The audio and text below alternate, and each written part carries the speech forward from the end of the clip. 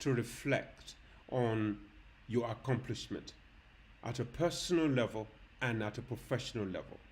Have you ever really thought about what exactly it is that you did to achieve all of the stuff that you've achieved in a particular period? And what are the things that you really did, right, that did not meet your expectation? Hello, my name is Habib Bonifade, and as I have worked with very many economic development programs in across very many countries and across very many contexts, I've come to appreciate that to finish the year strong, there are three things that really are very important. You need to reflect, you need to celebrate your wins, and you need to leverage those two to plan for the future, for the next year. So in this episode, what I thought I'll go through are the three steps and tools that we may use inside of those three steps to really help us do professional reflection, personal reflection, celebrate our wins, and really leverage those two to plan for an effective 2025. Welcome. So the very first step of this is reflection. Why is reflection so important?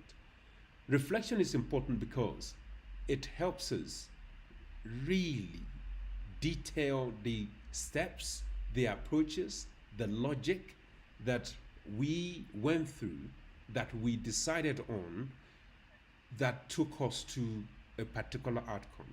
So in private sector engagement, for instance, the pilots that you did, the decision you made about the partner, and how your interaction with the partner led to the buy-in of the partner, and how that partner has now bought into this innovation or intervention and now is taking it forward. That's an important process because what it does, it shows you precisely what it is that you did, and you can then refine it and see whether or not all of these processes and logic and activities that you did can be replicated in other intervention, in other context, or find a way to adapt these processes. But the important thing is you've reflected on it, you've identified it, you've documented it. And that's the power is you are responding continuously to all of the stuff that's happening inside of your intervention and inside of the market in which you're intervening, and the dynamism of the relationship between you and your partner. This is essential for a strong partnership, a strong private sector engagement intervention that will lead to comprehensive result, at least the desired result. There is a wonderful tool that I'm sure you are aware of, but if you're not aware of it, please search this out. It's called Gibbs Reflective Cycle. It's a really useful framework to really go through so you can identify the challenges, the processes, the logic, analyze all of the decisions that you made and identify exactly how you got to where you got to. It's a really useful tool that I would recommend that you search out and use to reflect on your 2024, particularly when you're thinking about your private sector engagement interventions. Upon reflecting and identifying the processes, the things that have worked really well, you need to celebrate those things.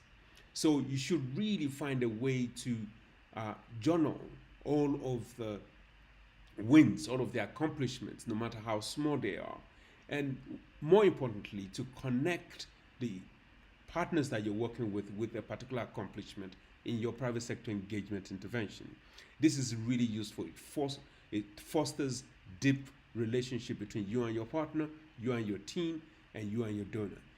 You celebrate as an individual and you celebrate this as a team. This really will work well for your relationship in the program and your relationships in the private sector engagement intervention. What is especially really important about celebrating wins is that you are really fresh in recognizing that all of the work that you've done is resulting, or at least is taking, you're making progress towards your ultimate ambition or your ultimate impact as was given to you by the donor. The other thing about celebration is that you should do it in public. You should put your wins, your accomplishment, share it with people on LinkedIn, for instance. That helps, not only fosters really good recognition, and you may even get suggestions about how things, or you can even get suggestions on how this can work better next time.